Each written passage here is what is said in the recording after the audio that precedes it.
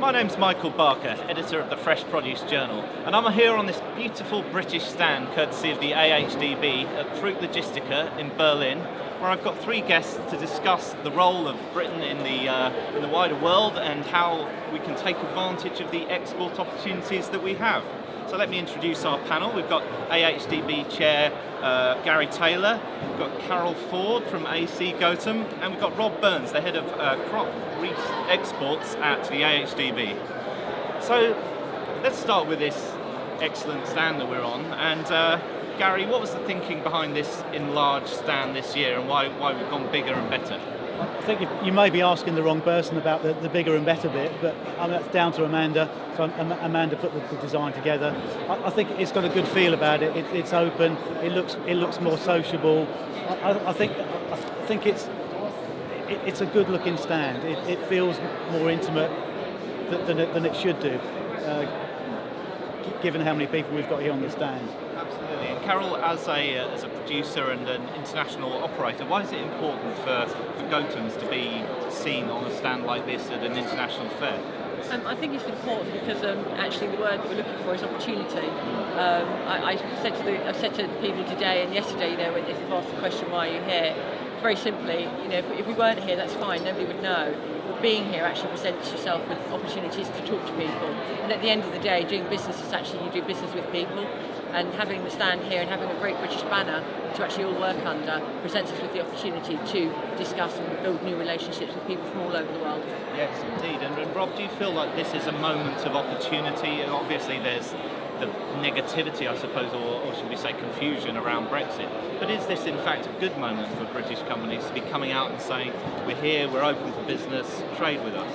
This is actually very much what the stand's about. It's about flying the flag for Britain and basically telling people what the offer actually is for export opportunity. And obviously in the post-Brexit environment, we don't really know what's going to happen. So maximising the opportunity for our export community is a major priority for us.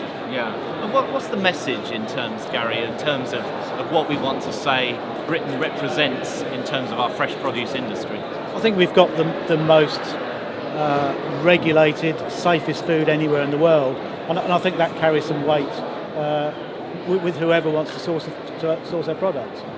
I think it's a great message. Yeah. And from the same question to you, really, Carol. When you're talking to international clients, what do you say about the quality of your apples and pears?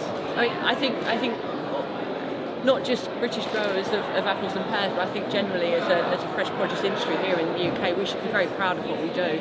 We do have very high standards here in the UK, and we've got a great brand in the British flag, so why should we not be extolling the virtues of what we do here in the UK? We should be proud and open to what we do in terms of actually serving the world, because at the end of the day, our competition and our opportunity is the world. And do you think maybe in Britain we've not been particularly good at that in the past, at flying the flag, as it were, shouting from the rooftops, as maybe some other people are? I think we've been being an island nation, and this is just my opinion. I think perhaps we are a little too inward looking, and I think actually that there are opportunities out there that whether it's about selling more product, but actually there's opportunities to discuss common things that occur on a farm in Australia as it is here in the UK. Yeah. So, if we're happy to talk to our neighbours, why not have conversations with people from around the world? Yes, indeed, absolutely. And Rob, given the fact that sterling is lower than it was before, is that extra impetus to companies to start looking abroad? Yeah, I mean, certainly sterling is one of the things which will have an influence. But also post-Brexit, we also have to think about tariffs, and that's one of the major things we're actually looking at in terms of the opportunity we can create for exporters. Yeah. At the moment, some of our largest countries who import things like seed potatoes, for example, we have a tariff-free situation with them. That will all change post-Brexit. And to what extent is the AHDB offering support to companies that want to export? Because I imagine there's a lot of hurdles, a lot of legislative things that they have to understand. To what extent are you helping them with that process? We actually work extensively with government on plant health import requirements, so in fact we do negotiate favourable conditions for our exporters. Yes. And in addition to that, we can provide a lot of technical expertise on how to export and where to go to and so on. Are you finding, Gary, that more of your members, the levy payers, are interested in in exploring those opportunities on the international scene? I think there's certainly an appetite to do that. I mean, in the past it's been for horticulture, and horticulture covers a lot of crops, which includes some non-edibles. So in the past it would have been apples and pears, so the potential for apples and pears, and the other one would be daffodil bulbs. So very, very limited. So yeah, there's certainly post-Brexit, there could well be some significant opportunities.